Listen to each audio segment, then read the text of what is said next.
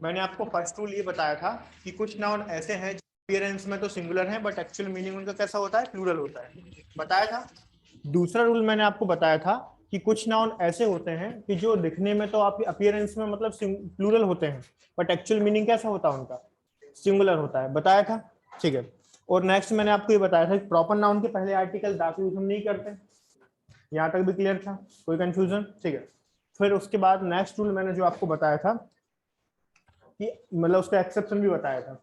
अगर कहीं पर कोई प्रॉपर नाउन है उसे अगर मैं कॉमन नाउन की तरह यूज करता हूं तो इसका मतलब क्या, इसका मतलब ये है कि आप वहां पर दाल लगा सकते हो। बोलो क्लियर सभी को? उसके बाद नेक्स्ट रूल मैंने आपको बताया था कि जो कलेक्टिव नाउन होता है बाय डिफॉल्ट कैसा होगा, बाय डिफॉल्ट सिंगुलर होगा। कैसा रहेगा? सिंगुलर रहेगा। इसका एक्सेप्शन बताया था क्या? नहीं बताया था? तो चलो इसका एक्सेप्शन लिखो। ठीक है, ये तो मैंने बता दिया था जो कलेक्टिव नाउन होता है बाय डिफॉल्ट कैसा होता है, सिंगुलर होता है, हम इसे सिंगुलर कंसीडर करेंगे। ठीक है, चलिए फिर इसका एक्सेप्शन देखते हैं अपन लोग।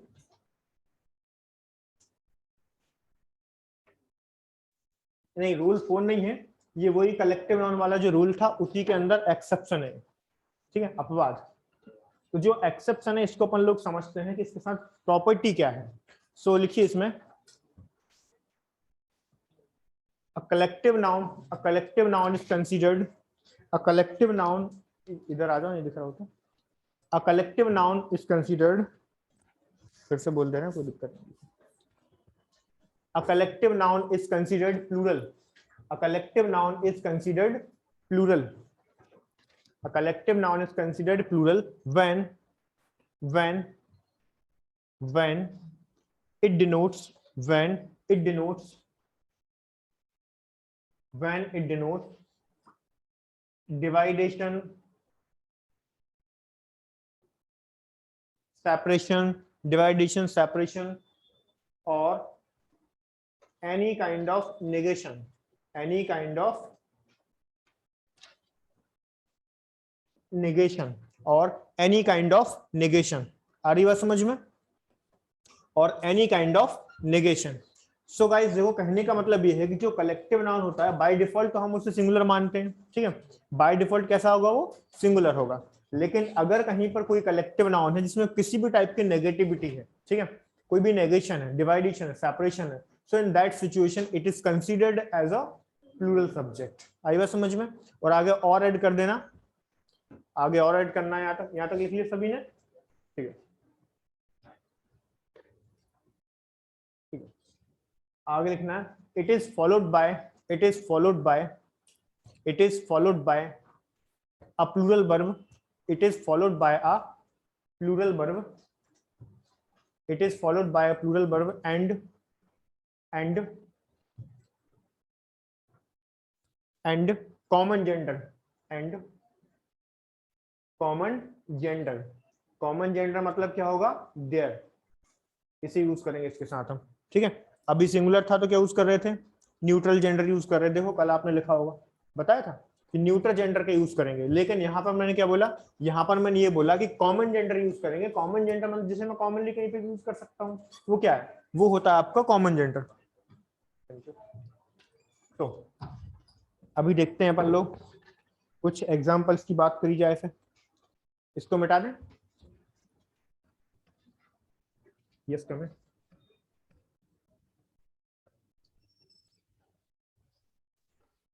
चलिए देखिए इसके कुछ एग्जाम्पल्स देखते हैं, जिसमें मैंने आप लिखा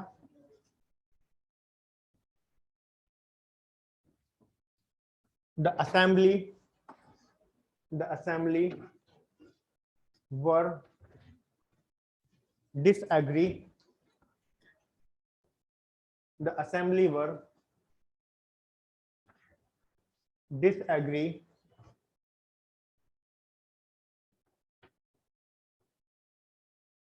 the assembly were disagree to pass the bill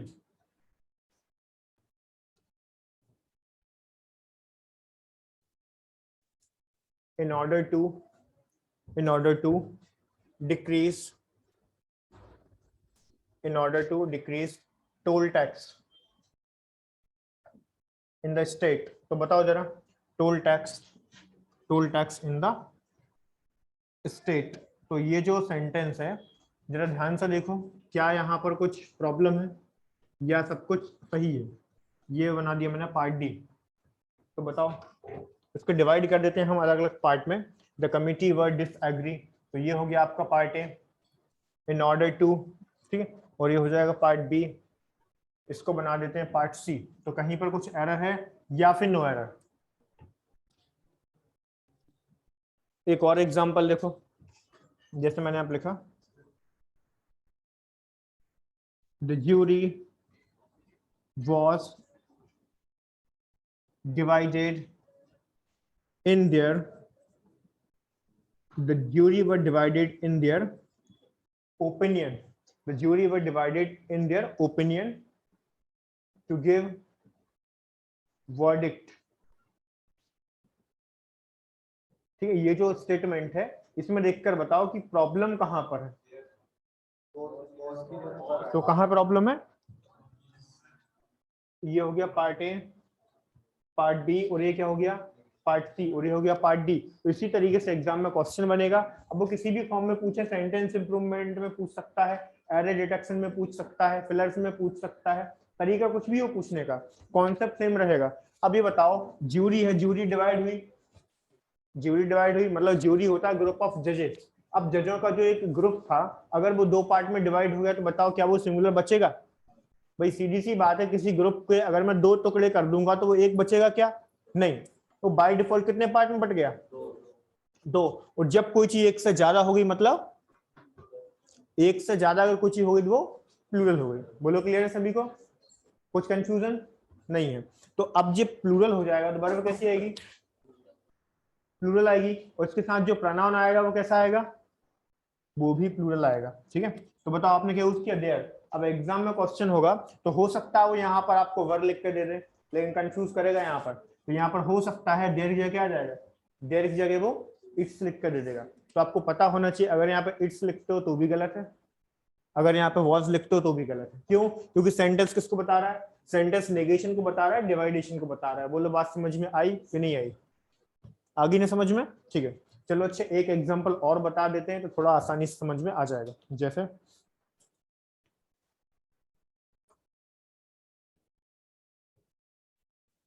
the team were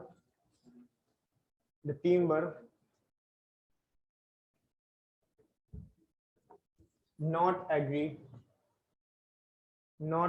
to play the match due to some security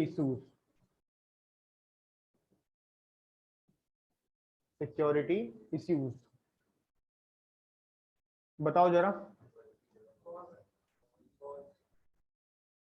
तो सेंटेंस में नेगेशन है कि नहीं? नेगेशन है। ठीक है, सेंटेंस में क्या है? नेगेशन है। तो ऑब्वियसली बात है, कोई दिक्कत नहीं है, नो एरर, वर लगाया हुआ करेक्ट है, कोई दिक्कत नहीं। So the team were not agree, तो ये क्या हो गया? ये हो गया आपका पार्ट ए। मैच, ये क्या हो गया? Part B. और ये क्या हो जाएगा? ये हो जाएगा आपका part C. Last one is no error, D. समझ में आया? तो अभी आंसर क्या हो गया आप? No error. अगर यहाँ पे मैं वर्क जगह वॉश कर देता तो एरर बन जाता। सिंपल। आया समझ में कि नहीं आया? करना क्या ये समझ आए कि नहीं समझे बताओ आप? आ गया? ठीक है, नोट कर लो फिर इसको।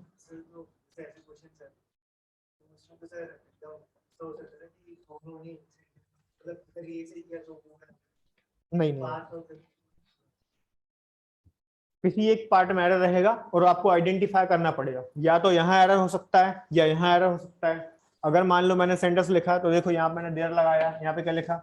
वॉस। अब हो सकता है यहाँ पर इट होता और यहाँ पर वर होता, तो फिर आप एरर कहाँ मार्क करते? पार्ट बी में मार्क करते एरर। तो जिस पार्ट में हमें ग्रामेटिकल एरर मिलेगा हम उसको एरर मार्क करेंगे। तो हम क्रॉस चेक करते चलते हैं सेंटेंस को, इस तरफ से हम लोग क्रॉस चेक करेंगे। अगर हमारा सेंटेंस ग्रामेटिकली सही है, कॉन्टेक्सचुअली सही है, तो आंसर नो एरर।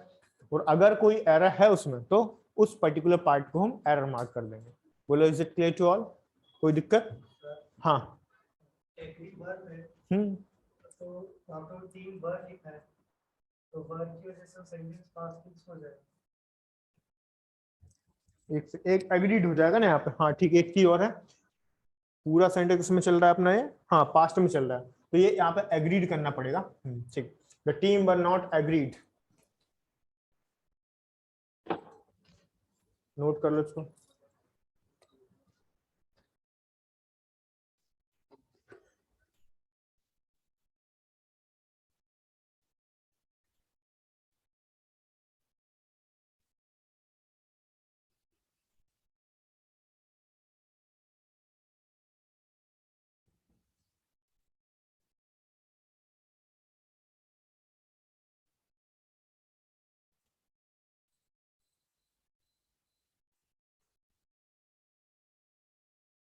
हो गया,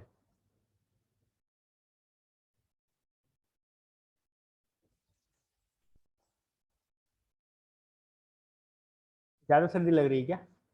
ठीक?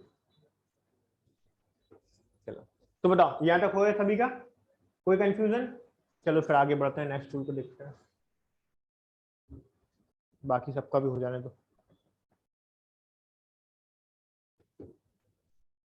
कितने रूल्स हो गए?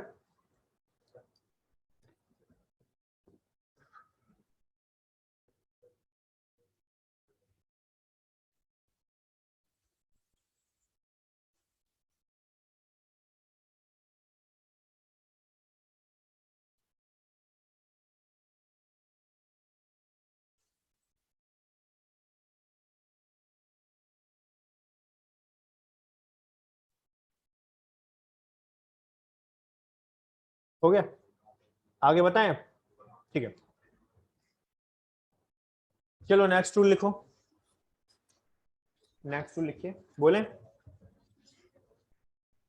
some nouns are some nouns are some nouns are always used, some nouns are always used,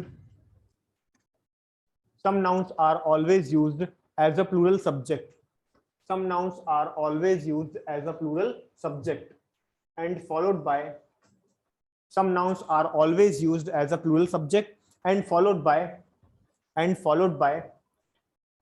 plural verb and followed by a plural verb and plural pronoun and followed by a plural verb and plural pronoun followed by a plural verb and plural pronoun। बोलो बात समझ में आई कि नहीं आई?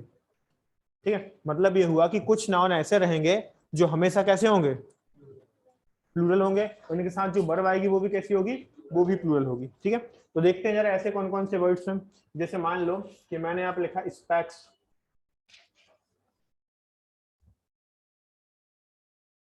Goggles, spectacles, sunglasses, ठीक, binoculars, seizures, pliers. ठीक है, ये सारे के सारे वर्ड जितने भी आप यहाँ पे देख रहे हो सब में ऐसा लगा हुआ, देखो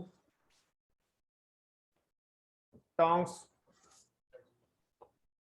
क्लिपर्स। ठीक है, उसके बाद में जीन्स, क्या और भी आ जाएंगे, ग्लव्स भी आ जाएंगे लोग, आईज, तो आई तो एक भी हो सकती है इसलिए, तो ग्लव्स हो गया, और शूज, ठीक है, हाँ सॉक्स भी लिख दो, लो स्लीपर्स, ईटीसी कर लो आगे। तो बहुत सारी चीजें हो सकती हैं जो पैर में होती हैं, जीन्स है ना, ट्राउजर्स, पैंट्स, ये सब भी ईटीसी में आएगा। ठीक है, तो जो चीज पेयर में होती है बाय डिफॉल्ट, ठीक है, और जो पेयर में है तो मतलब ये सब के सब कैसे रहेंगे, ये हमेशा प्लूरल होंगे। ठीक है,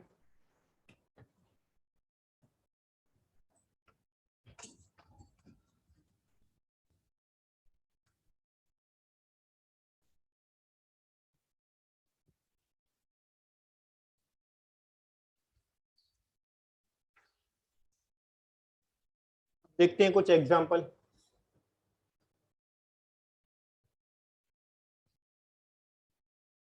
जैसे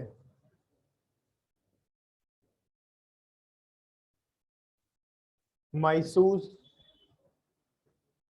are stolen by someone from the meeting. ठीक है, तो बताओ मीटिंग में से कोई जूते ले गया। ठीक, सो अब ये जो स्टेटमेंट है ये हो गया पार्ट ए। ठीक, ये हो गया पार्ट बी और ये हो गया पार्ट सी। तो सेंटेंस में उच्चारण है क्या? नो नो, बीइंग स्टोलन नहीं, ले गया, ले जा नहीं रहा है, ले गया, ऐसा है क्या भाई? प्रेजेंट में भी तो हो सकता है, वो ये कह रहा है कि मेरे जूते कोई ले गया है, ले गया था नहीं। ले गया है मतलब सही तो है, प्रेजेंट में है तो ले गया, ऐसा बोला मैंने। अगर मैं बोलता ले गया था तो क्या लगाता? वर, ऐसा होता। ठीक है, सही है सेंटेंस, नो एरर, कोई प्रॉब्लम नहीं इसमें। फिर आगे देखते हैं, जैसे मैंने आप लिखा, she is unable to do her study because her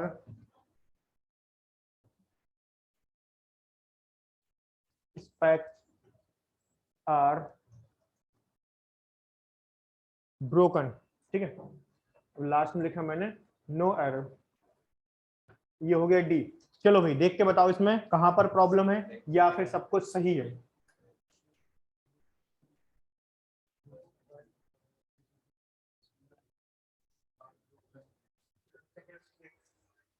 तो क्या होना चाहिए? तो यहाँ पे स्पेक में एस होना चाहिए, तो स्पेक्स बोलना पड़ेगा। क्यों? क्योंकि नाम नहीं बदलेंगे, स्पेक्स होता है, स्पेक नहीं होता। क्या होता है? स्पेक्स। तो फिर हमें वहां पे क्या एस लगाना पड़ेगा, स्पेक्स लिखेंगे तभी सेंटेंस हमारा करेक्ट होगा। तो बोलो क्लियर है? कोई कंफ्यूजन? बोलो, नहीं है? ठीक है, एक और एग्जांपल बता देते हैं। जैसे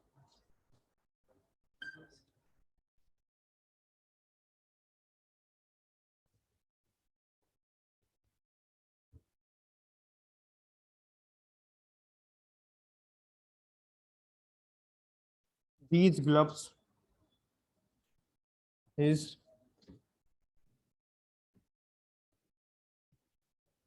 purchased for the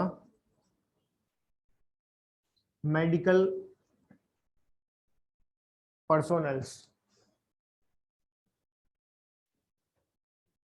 medical personnels who are treating Covid patients. बताओ जरा। देखो इंग्लिश में ना जब तक टॉपिक पढ़ते हैं तब तक तो सब कुछ ऐसा लगता है कि कुछ है ही नहीं पढ़ने लायक, है ना? सब कुछ आसान लगता है। अब देख के फटाफट बता रहे हो कहाँ प्रॉब्लम। ये हो गया पार्ट ए, फिर हम देखते हैं ये हो गया पार्ट बी और ये हो जाएगा आपका पार्ट सी। लास्ट है क्या? No ready. अब यही सेंटेंस अगर एग्जाम में रैंडमली पूछ लिया जाए तो 10 जगह एरर ढूंढोगे, है ना? तो क्या है सेंटेंस? दीज ग्लव्स आर, तो यहाँ पे क्या हो जाएगा? ए में एरर है, यहाँ पे क्या करना पड़ेगा? आर। रीजन क्या है? ग्लव्स कैसा है? प्लूरल है, तो वर्ब कैसी आनी चाहिए? प्लूरल आनी चाहिए, तभी सेंटेंस हमारा करेक्ट होगा, अदरवाइज नहीं होगा। ऊपर का मिटा दें।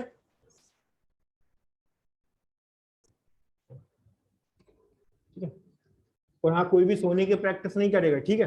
नहीं तो पता चले एसी चल रहा है आराम से नींद हो जाएगी, तो ऐसा नहीं होना चाहिए। और एग्जांपल देखते हैं जरा।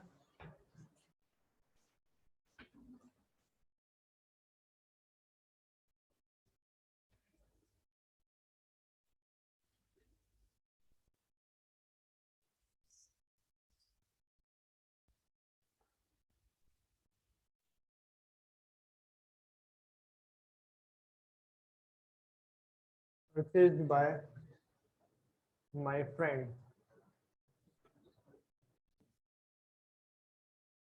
from the mall yesterday। चलो बताओ तो क्या प्रॉब्लम है? दिस जगह डीज आएगा पक्का? ठीक है,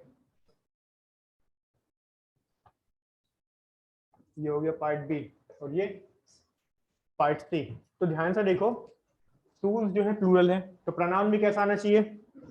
अब मैंने आपको हर एक टाइप का क्वेश्चन दे दिया, क्या क्या पॉसिबिलिटी हो सकती है एग्जाम में, इसके अलावा और कोई पॉसिबिलिटी नहीं हो सकती। ठीक है, तो ध्यान रखना, यहाँ पे दिस अटैक क्या कर दो, दीज कर दो। ये सारे के सारे एग्जाम्पल्स लिख लो, इसमें हर एक टाइप की चीजों को मैंने कवर किया हुआ है। किसी में प्रोनाउन का है, किसी में नाउन का एरर है, किसी में वर्ब का एरर। ठीक है, ऐसा है।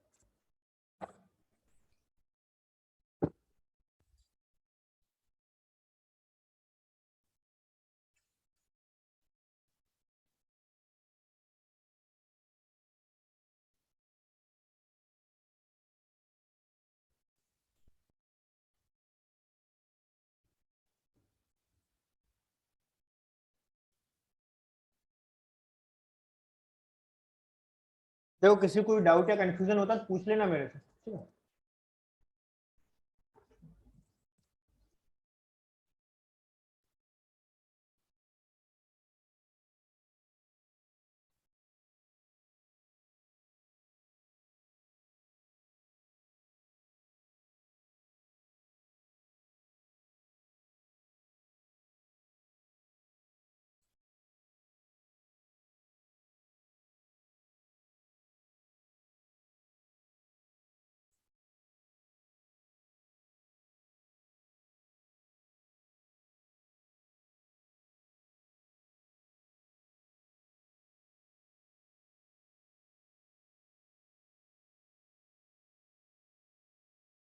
कर लिए नोट सभी ने।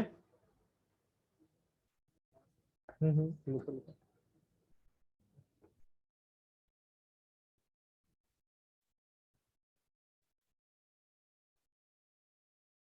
बाकी पीछे आप लोगों को समझ में आ रहा है, ठीक है। पूछूंगा मैं रैंडमली, टेस्ट भी होगा आप लोगों को टॉपिक के बाद, ध्यान रखना, तो रिवीजन करते रहना।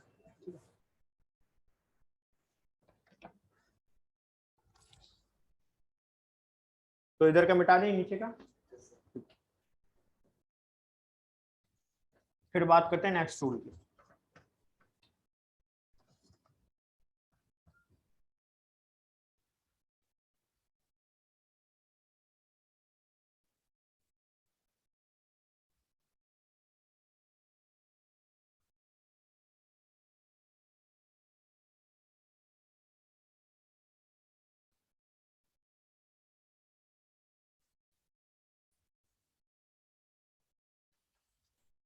ठीक है सभी का, फिर आगे बढ़े।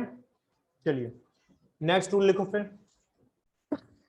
some nouns are always used some nouns are always used some nouns are always used as a singular subject some nouns are always used as a singular subject। तो कैसे यूज होंगे सब कुछ नाउन, हमेशा सिंगुलर होंगे, ठीक है।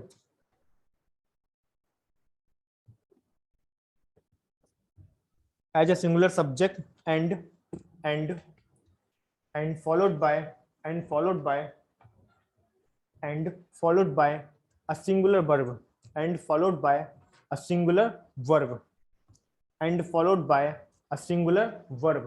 ठीक है, तो जैसे मतलब कुछ नाउन ऐसे हैं जो हमेशा सिंगुलर होते हैं, लाइक बताते हैं कुछ एग्जांपल के थ्रू समझो। तो जैसे मान लो कि मैंने यहाँ पे लिखा फूड,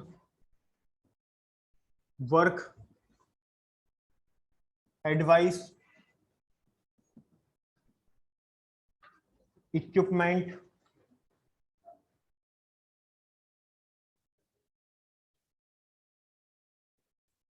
नॉलेज, एविडेंस,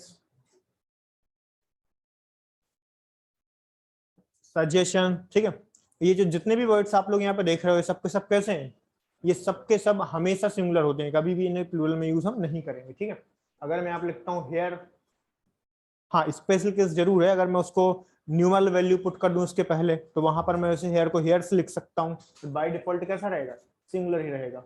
अगर मैंने यहाँ पे लिखा टाइम, ठीक, bread, furniture,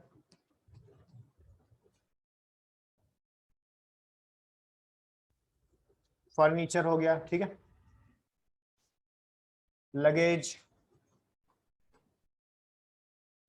baggage, jewellery, stationery, ठीक है, luggage, baggage, jewellery, stationery, furniture, उसके बाद में सीनरी, हाँ पेपर भी हो जाएगा, सीनरी हो गया, ठीक है, पेपर हो गया, क्लोथ हो गया, ठीक है, ईटीसी कर लेना आगे, ठीक? तो ये सारे के सारे नाउन्स जो मैंने यहाँ पे लिखे हुए हैं, ये सभी के सभी बाय डिफॉल्ट कैसे होते हैं, ये सभी के सभी बाय डिफॉल्ट होते हैं आपके सिंगुलर, ठीक है। और जब आपका सब्जेक्ट सिंगुलर है तो वर्ब कैसी आएगी, ऑब्वियसली बात है वर्ब भी हम सिंगुलर यूज करेंगे। वो कैसे, कुछ एग्जांपल के थ्रू समझते हैं। जैसे he asked for, he asked for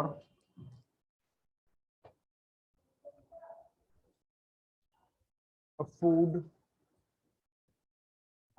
because he was very hungry। बताओ जरा क्या प्रॉब्लम है,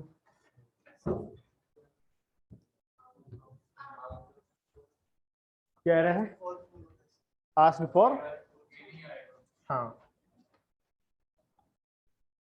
ये हो गया बी और ये हो जाएगा सी।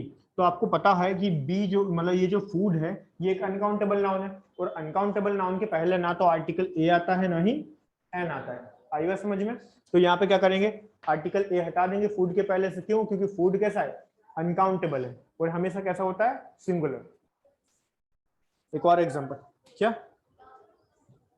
हाँ डाला लगा सकते हैं, स्पेसिफाई करोगे तब, बट इसमें जरूरत नहीं थी, हमने कुछ नहीं लगाया, जो आर्टिकल ए लगाया वो गलत हो गया, ठीक है, ऐसा है। देखो नेक्स्ट एग्जांपल देखो, the victim could not, the victim could not show any evidence, any evidences of his innocence, any evidences of his innocence in the court, in the court। तो ये बताओ जरा, ये जो सेंटेंस है, नो एरर, डी हो गया, ठीक है। तो ये जो सेंटेंस है इसमें बताना है कि प्रॉब्लम कहां पर है। तो ये हो गया पार्ट ए, ये हो गया पार्ट बी, और ये हो जाएगा पार्ट सी। तो बताओ एरर कहां मार्क करें। ऑब्वियसली बात है एविडेंसेस नहीं होता, क्या होता है, एविडेंस होता है। तो ऐसे एस रिमूव कर दो, सेंटेंस करेक्ट हो जाएगा, ठीक है। तो सीखना है, बनाना नहीं, ठीक। नहीं तो आप सोचोगे नहीं ठीक है पढ़ने में सही लग रहा है, एविडेंसेस सही है, ऐसा नहीं होता। क्योंकि कई बार जो चीजें सही लगती हैं वो सही थोड़ी होती है। तो नोट कर दो।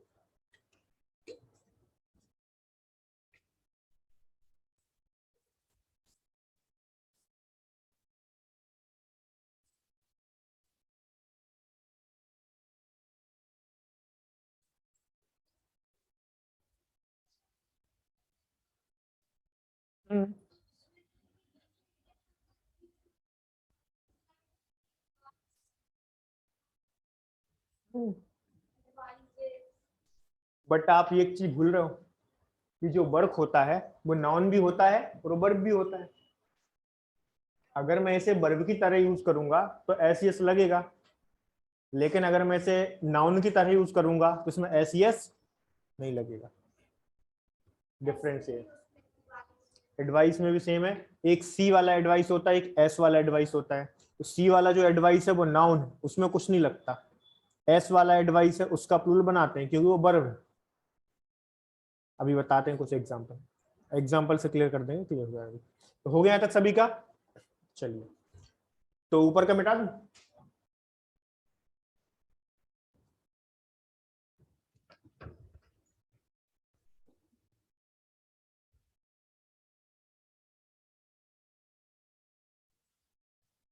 जैसे ये देखो, एक सेंटेंस मैंने लिखा, आई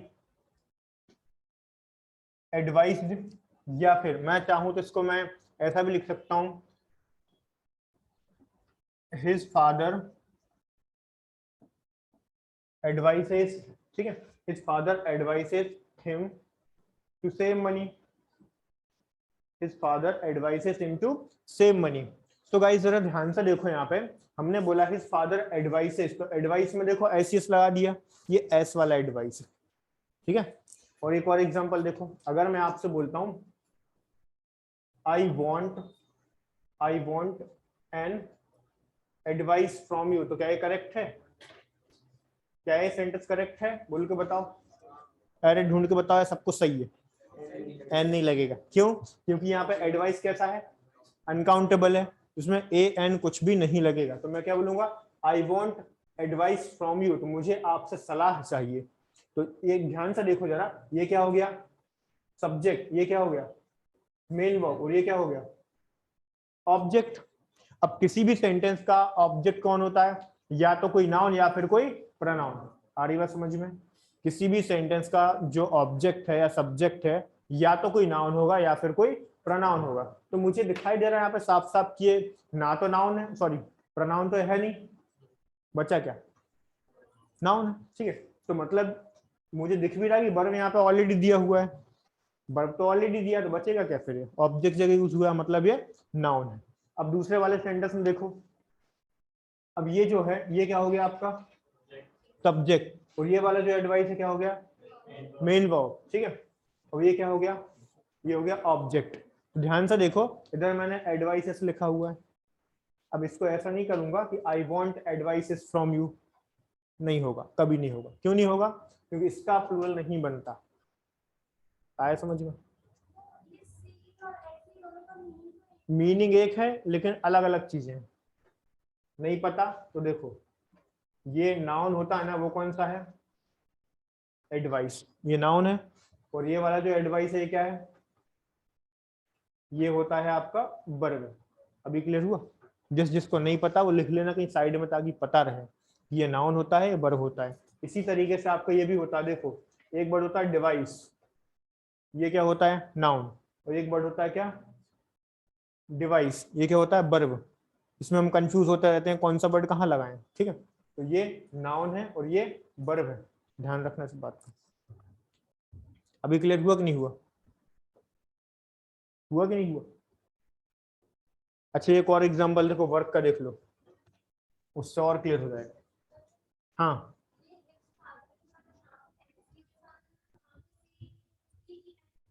कभी नहीं लगेगा, कभी भी नहीं लगेगा, ध्यान रखना। यहाँ पर अगर सी वाला लगा ना, समझ जाना वही एरर है। अगर मेन वर्ब की जगह आपने इसको यूज कर दिया, आप देखो यार, ये फॉर्मूला याद रखो आप, क्या? ये फॉर्मूला याद रखो, subject plus V1 plus object.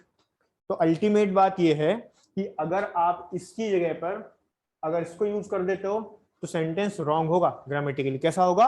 Wrong होगा, ठीक है। और अगर मैं इसको यूज कर देता हूं तब भी वो सेंटेंस रॉन्ग होगा। मतलब क्या हुआ? इसकी जगह पर या तो ये वाला आएगा या फिर ये वाला वर्ड आएगा, क्योंकि वर्ब की जगह वर्ब चाहिए, नाउन की जगह नाउन चाहिए। अभी बताओ, फिर वही बात है भाई, जैसे मान लो कि इनके घर पे आपको भेज देंगे तो इनके घर वाले रखेंगे? नहीं, नहीं रखेंगे, सीधी सी बात है यार, रख लेंगे। हाँ? तो मतलब एक प्रैक्टिकल बात बताई मैंने आपको, तो सेम चीज वहां पर है। अगर आपने प्लेसिंग बदल दी किसी की तो कैसे चलेगा यार? प्लेसिंग नहीं बदल सकते ना आप उसकी। बोलो क्लियर है? तो नाउन की जगह नाउन को रहने दो, वर्ब की जगह वर्ब को रहने दो, ठीक है। ये याद करने पड़ेंगे कि ये नाउन है, ये वर्ब है, अदरवाइज इसी में कंफ्यूज होते रहोगे एग्जाम में कि कौन सा नाउन था कौन सा वर्ब था। समझ रहे हो बात को? ठीक है। सो अब एक और एग्जांपल देखो, जैसे मान लो मैंने आप लिखा वर्क। सो देखो ये जो वर्क है ना, ये नाउन भी है और वर्ब भी है। क्या है? इसको मैं नाउन के फॉर्म में भी लिख सकता हूं, इसको मैं वर्ब के फॉर्म में भी लिख सकता हूं। ये डिपेंड करेगा सेंटेंस में मैं से कहाँ यूज कर रहा हूं। वो कैसे? जिसे ध्यान से देखो, जैसे मैंने आप लिखा he works with his Elder brother, ठीक है। अब इस सेंटेंस को ध्यान से देखो और इस फॉर्मूले को देखो। मैंने क्या बोला, he works with his Elder brother, तो वो किसके साथ काम करता है, अपने बड़े भाई के साथ काम करता है। तो ये बताओ ये क्या हो गया, सब्जेक्ट है कि नहीं, सब्जेक्ट है। अब ये जो वर्क है ये क्या है, वर्ब है। तो बताओ प्रेजेंट सिंपल टेंस में वर्ब में एस एस लगता है, बोलो लगाया कि नहीं लगाया, तो लग गया। आइए समझ में, वर्ब में एस एस लगता है तो मैंने लगा दिया, सही हो गया सेंटेंस। अब दूसरा सेंटेंस देखो,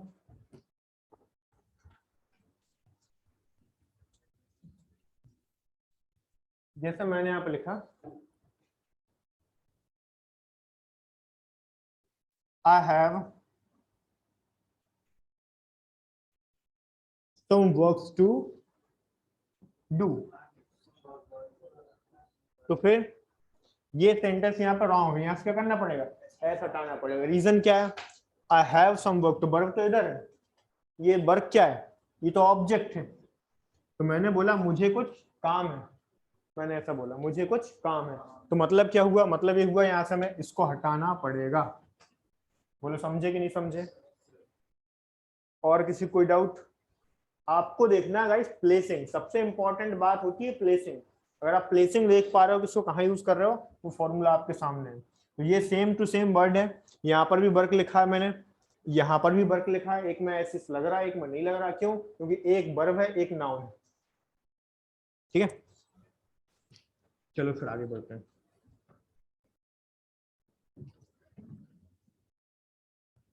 हो गया ना, चलिए फिर नेक्स्ट रूल लिखते हैं।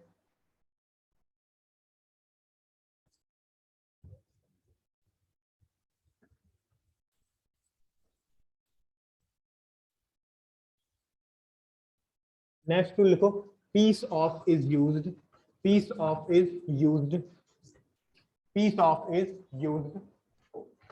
नेक्स्ट रूल क्या लिखोगे, ये देखो इधर, piece of is used to make plural of, piece of is used to make plural of, piece of is used to make plural of some uncountable nouns.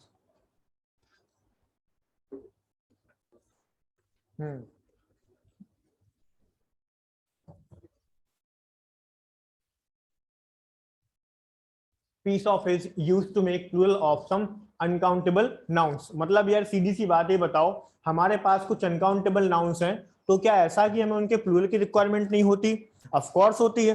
ठीक है भाई, हमें उसके प्लूरल की रिक्वायरमेंट भी होती है। भाई जैसे मान लो कि हमने किसी से बोला कि मुझे कुछ सलाह चाहिए, कुछ सलाह मतलब एक से ज्यादा, है कि नहीं, क्या बोलेंगे एक से ज्यादा, तो उस कंडीशन में क्या करना पड़ेगा। अब मेरे पास क्लॉज ये है कि मैं एडवाइस को एडवाइसेस नहीं लिख सकता, तो बच्चा क्या है मेरे पास ऑप्शन, कुछ तो होना चाहिए ना, इसलिए मैं क्या यूज करता हूँ, पीस ऑफ एडवाइस, ऐसे लिखना पड़ेगा ना। जैसे फॉर एग्जाम्पल, जैसे मैंने आप लिखा, my teacher gave me, my teacher gave me some pieces of advice to complete my work, to complete my work। आ रही बात समझ में, तो ध्यान से देखो, अब क्या मुझे टीचर एक से ज्यादा एडवाइस नहीं दे सकते, ऑफ कोर्स दे सकते हैं, लेकिन मेरे पास ग्रामेटिकल कॉन्सेप्ट ये है कि मैं एडवाइस को एडवाइसेस नहीं लिख सकता, तो बच्चा क्या, फिर इसका सॉल्यूशन ढूंढा, इसका सॉल्यूशन ढूंढा हमने, तो क्या लिखा, फिर हमने इसको कर दिया पीसेस ऑफ, क्यों, तो यहाँ पे सम लगा हुआ, इस वजह से क्या आ गया, पीसेस। अगर यहाँ पे आर्टिकल ए या फिर एन कुछ होता तो यहाँ पे पी से लगाते। एक और एग्जांपल देखो तो क्लियर हो जाएगा, जैसे a small boy, a small boy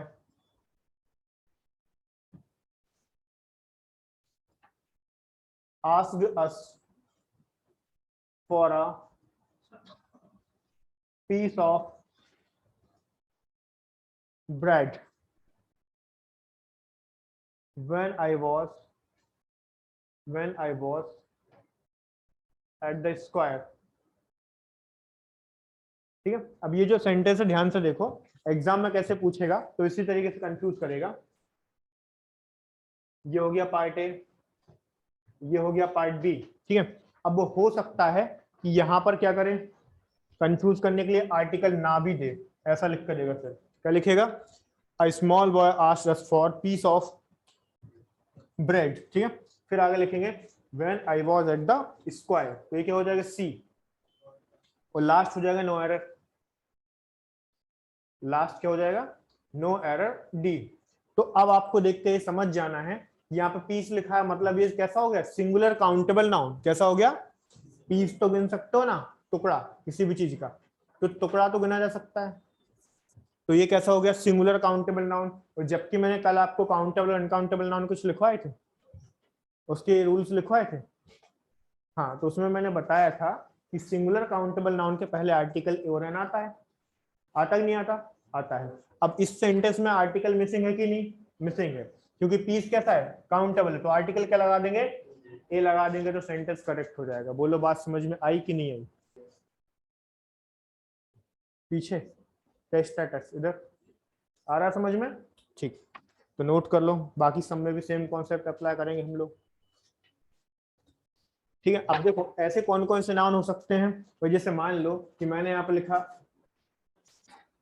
bread, ठीक है, पेपर, एडवाइस,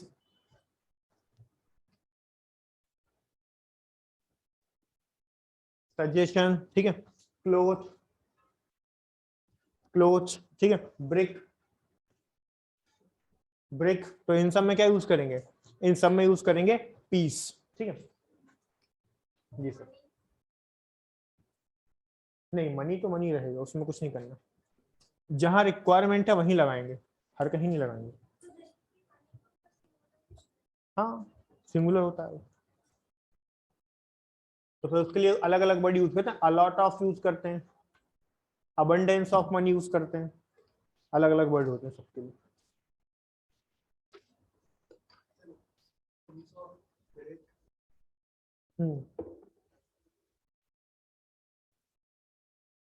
क्योंकि क्लॉज ये है कि ब्रिक्स नहीं लिख सकते, ब्रिक्स नहीं होता, क्या होता है, ब्रिक, पीस ऑफ ब्रिक। जैसे अगर एक ईंट है तो क्या बोलोगे, this is a piece of brick, क्योंकि ब्रिक्स नहीं लिखते हम, ब्रिक्स लिखोगे तो ग्रामेटिकली रॉन्ग होगा, इस वजह से ऐसा करते हैं। अभी क्लियर हुआ कि नहीं हुआ। अब एक और सेंटेंस देखो अच्छे, जैसे मैंने आप लिखा आई need a piece of paper, I need a piece of paper to write something, to write something, ठीक है, आ रही बात समझ में। तो मैंने क्या बोला कि मुझे लिखने के लिए कुछ एक पेपर का टुकड़ा चाहिए कुछ लिखने के लिए, ठीक है, नो एरर, ये हो जाएगा आपका क्या, पार्ट डी। समझ में आ रही बात कि नहीं आ रही, ठीक है। तो देखते हैं, ये हो गया पार्ट ए और ये हो गया पार्ट बी, इसको बना देते हैं सी। तो कहीं पे एरर है क्या, नहीं है, पीस ऑफ पेपर। तो सीधी सी बात, अब ये बताओ, हम किसी से ये थोड़ी ना बोलेंगे मुझे पेपर दे दो लिखने के लिए, अब सामने वाले पूछोगे नहीं कितना चाहिए, तो फिर आप क्या बोलोगे, एक टुकड़ा चाहिए, ठीक है, क्या बोलोगे, I need a piece of paper, this is the right statement, ठीक है। हम डेली लाइफ में बहुत सारी इंग्लिश बोलते हैं, बट वो क्या है कि सही नहीं होती है, बस इतना बोलते हैं कि भावनाएं समझ जाता है सामने वाला बस, तो वो ज्यादा ग्रामेटिकल ढूंढता नहीं है कि यार चलो ठीक है बात समझ में आ गई ना, हो गया, ऐसा रहता है। अगर वो ग्रामर ढूंढना शुरू कर दे फिर जगह जगह पकड़ कर लोग बोलेंगे रुक, ऐसा बोलते हैं, ठीक है। तो फिर बोलो समझ में आया कि नहीं आया, आगे बढ़े फिर। चलिए नेक्स्ट टूल लिखते हैं, फिर हम नेक्स्ट टूल समझते हैं।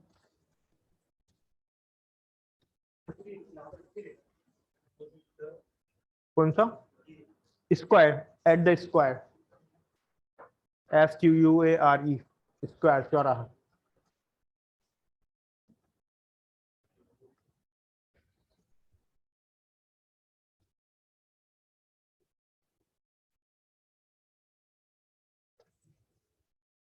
डन, ठीक है। तो चलिए फिर आगे बताते हैं नेक्स्ट रूल, उसको भी देखते हैं। अभी जैसे मैंने आपको बताया पीस ऑफ, इसी तरीके से हम लोग आर्टिकल ऑफ भी यूज करेंगे। कि भाई आर्टिकल ऑफ कहाँ यूज होता है, ठीक है, उसको भी समझ लेते हैं। तो मिटा दें इसको, क्या वो ठंडी लगने लगेगी, मिटा दें इसको ऊपर का।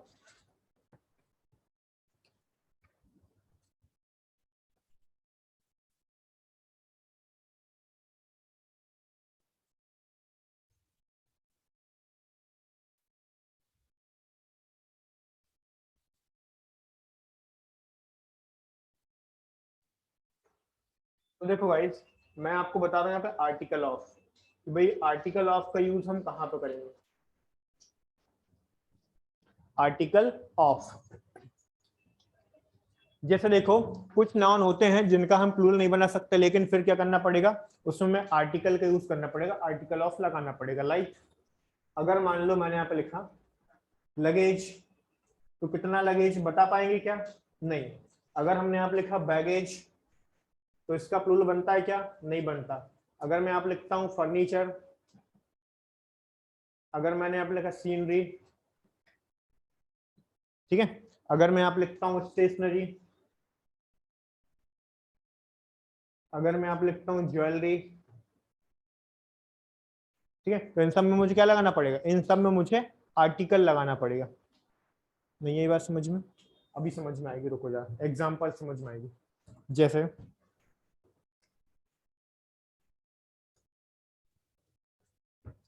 इस मैंने लिखा ही purchased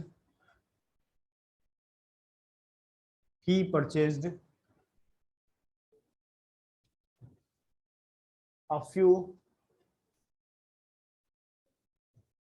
articles of stationery for his younger brother, for his younger brother। तो गाइस देखो जरा ध्यान से, मैंने क्या बोला, मैंने ये बोला कि उसने कुछ स्टेशनरी का सामान खरीदा अपने छोटे भाई के लिए। तो ध्यान से देखो, ही परचेज्ड, ये हो गया पार्ट ए स्टेशनरी, ये हो गया पार्ट बी, और ये हो गया पार्ट सी। अगर सेम क्वेश्चन एग्जाम में आएगा तो प्रॉब्लम कहाँ होगी, ध्यान से देखो, हो सकता है वो स्टेशनरी की जगह क्या लिख कर दे आपको, हाँ, तो वो कंफ्यूज करने के लिए यहाँ पे लिख कर देगा स्टेशनरीज, आ रही है समझ में, तो वो स्टेशनरी लिख कर देगा, आपको पता होना चाहिए इसका प्लूरल नहीं होता। ठीक, देखो सोना नहीं किसी को भी, ठीक, बार बार बोल रहा हूँ। इधर देखो, और अगर फिर भी ज्यादा कंफ्यूजन हो ना, तो देखो आसान भाषा में बताऊं मैं आपको। जैसे ये जो इस टाइप की कोई भी वर्ड होते हैं जिनके लास्ट में आर वाई आता है, ठीक है, आर वाई आता है, ऐसे कोई नाउन होते हैं, अगर इसके पहले कोई बॉवल दिया है, क्या दिया है, इस शॉर्ट ट्रिक बता रहा हूँ, बॉवल, अगर बॉवल दिया है इसका मतलब ये हुआ कि उसका हम आई एस लगा के प्लूरल नहीं बना सकते। जैसे अब बताओ स्टेशनरी, तो ये क्या है, आर, इसके पहले क्या है, ये है कि नहीं, तो इसका प्लूरल नहीं बनेगा। आई समझ में। इसी तरीके से अगर मैं बोलता हूँ ज्वेलरी, तो ज्वेलरी में भी क्या होगा, ये आ गया, उसका भी प्लूरल नहीं बनेगा। अब देखो इधर सीनरी, इसका भी प्लूरल नहीं बनेगा। बोलो क्लियर हुआ कि नहीं हुआ, ये है। ऐसे भी समझ सकते हो, दूसरा तरीका समझने का, हर चीज पे आएगा, इसका प्लूरल नहीं बनेगा। समझ में आया। और एक चीज और नोटिस करो, मैंने यहाँ पे क्या लिखा, आफ्यू। अगर मान लो ये सेंटेंस आपको वो एडजेक्टिव का एरर बना के देता है, तो एडजेक्टिव के फॉर्म में देगा, तो हो सकता है यहाँ से आर्टिकल कर दे, ठीक है। फिर आपको पता होना चाहिए फ्यू, आफ्यू और द फ्यू, इनमें क्या डिफरेंस है, इनको कहाँ पे यूज करेंगे, तो वो तब तक पता नहीं चलेगा जब तक मैं एडजेक्टिव नहीं पढ़ाऊंगा, ठीक है। तो अभी मत देखो उसको, ठीक, तो ऐसा भी हो सकता, ठीक है। और अगर यहाँ पे मैंने यूज किया आफ्यू, उसका मतलब क्या है, जो भी नाउन आएगा that must be in plural form, तो वो कैसा होना चाहिए, वो होना चाहिए आपका प्लूरल फॉर्म में, ठीक है। तो मैंने आर्टिकल नहीं लिखा, क्या लिखा है, आर्टिकल्स लिखा है, तभी स्टेटमेंट करेक्ट हो गया कि नहीं हुआ, बस छाप लो और क्या। एक बार और बता दें, ठीक है, पूरी बात ध्यान से सुनना, एक और एग्जांपल देता हूँ, ठीक। अच्छा एक साथ बहुत सारी चीजें बता दी है ना, इसलिए फिर से बताता हूँ। देखो जैसे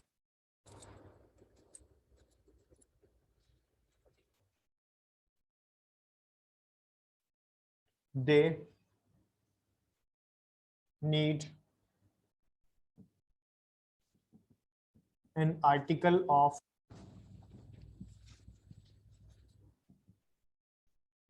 furniture for their office, for their office, ठीक है। लास्ट में लिखा मैंने नो एरर डी। तो जरा ध्यान से देखो, दे नीड एन आर्टिकल, तो ये क्या हो गया part A, of furniture part B, और ये क्या हो गया part C, this one is part D. तो जरा ध्यान से देखो, इस सेंटेंस में मैंने क्या बोला, दे नीड एन आर्टिकल। तो देखो ये जो आर्टिकल है, अगर एग्जाम में इसके ए लगा होता तो रॉन्ग होता, ठीक है। और देखो मैंने क्या बोला, एक सामान चाहिए, क्या बोला मैंने, एक सामान चाहिए उन्हें, किसका, फर्नीचर का। हो सकता है फर्नीचर को कोई एक आर्टिकल चाहिए होगा, तो ऐसा तो नहीं बोलूंगा फर्नीचर, नहीं, तो क्या लिखना पड़ेगा, एन आर्टिकल ऑफ फर्नीचर। सो इधर भी मैंने क्या लिखा, फर्नीचर, यहाँ पे फर्नीचर्स नहीं कर सकता मैं, बोलो क्लियर है। हाँ, आपको किसमें ऊपर वाले में कंफ्यूजन था, फिर से सुनो ऊपर वाले का भी एक्सप्लेनेशन सुनो। इसमें क्या आ जाएगा, ही द परचेज, नहीं द थोड़ी ना, वो ही है, ही परचेज्ड है वो।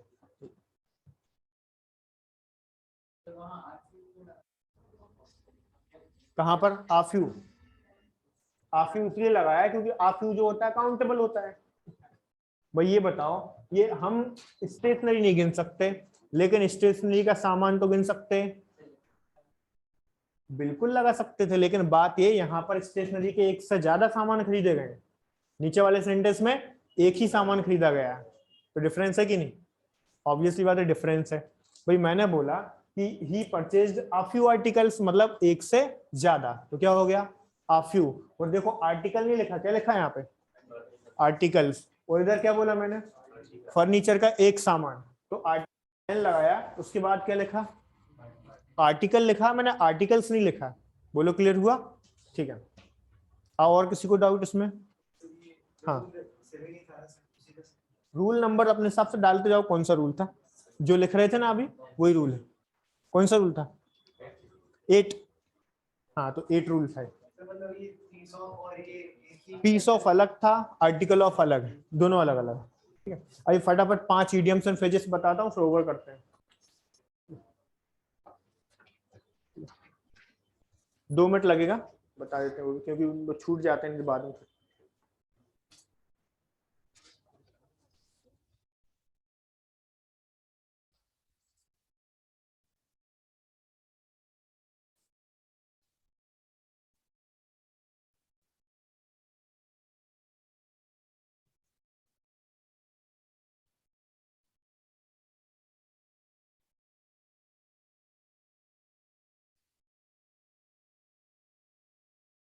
तो सबने नोट कर लिया ना, ठीक, ऊपर का मिटा दें,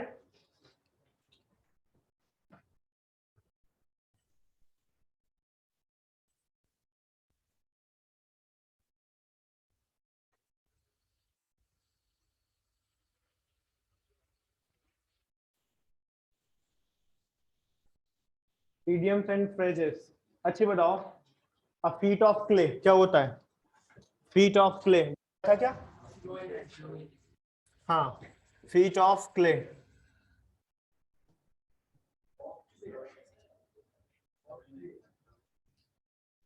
हम्म,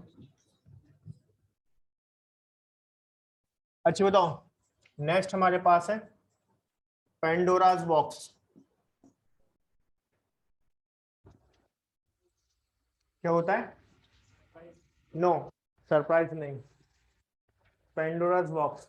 तो देखो पेंडोरा वॉज जिसको जीसस ने एक बॉक्स दिया था, ठीक है, पूरी स्टोरी है, जीसस ने बॉक्स दिया था, उसमें बोला था कि इसे खोलना मत, बट क्यूरियोसिटी के कारण उसने खोल दिया।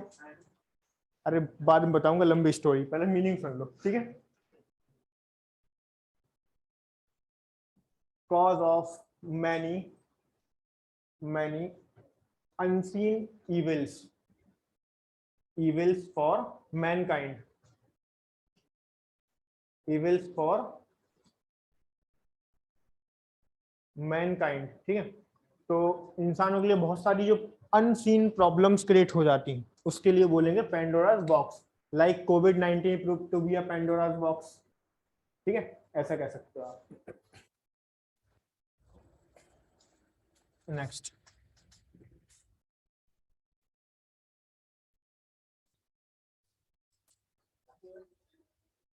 फर्स्ट, अच्छा, फीट ऑफ क्ले का मतलब स्लो इन एक्शन क्या होता है? Slow in action. अगर कोई भी पर्सन है वो स्लो है एक्शन में, स्लो इन एक्शन, तो स्लो इन एक्शन वो हो जाएगा फीट ऑफ क्ले। अच्छी बताओ, एट somebody's elbows क्या होता है? ये बता दिए थे ना शायद कल मैंने, ये वाले में। हाँ, इसको छोड़ो, तो आगे दूसरे वाले देखते हैं। All at sea, all at sea, तो जो कंफ्यूजन वाली सिचुएशन होती है उसे क्या बोलते हैं? All eight. अच्छी बताओ, next, abide by, abide by, हाँ, तो किसी भी चीज को ऑबे करना, किसी को मान लेना, एक तरीके से होता है। अच्छा, तो कॉट बिटवीन टू स्टूल्स,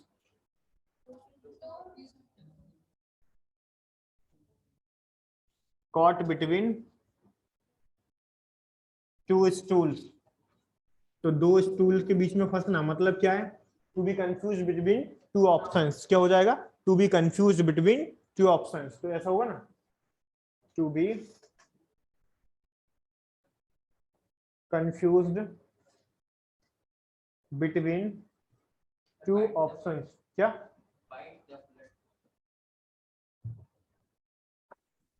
कौन सा वाला?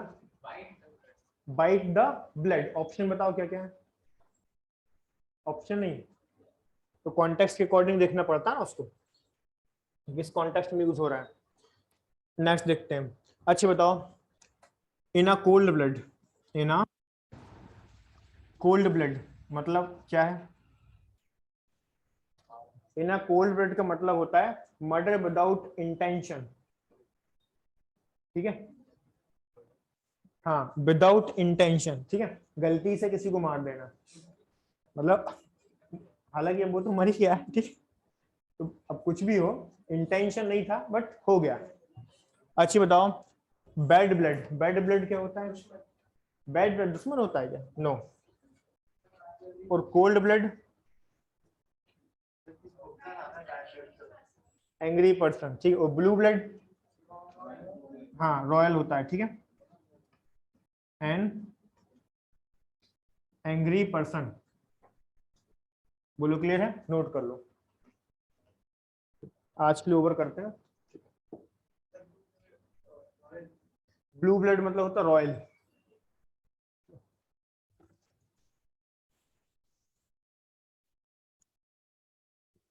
Thanks you all. अरे यार माइक तो, और नेक्स्ट क्लास में थोड़ा पढ़कर आना, तो आगे की चीजें थोड़ी आसान लगेंगी, नहीं तो हर बार कुछ ना कुछ नया नया दिखेगा।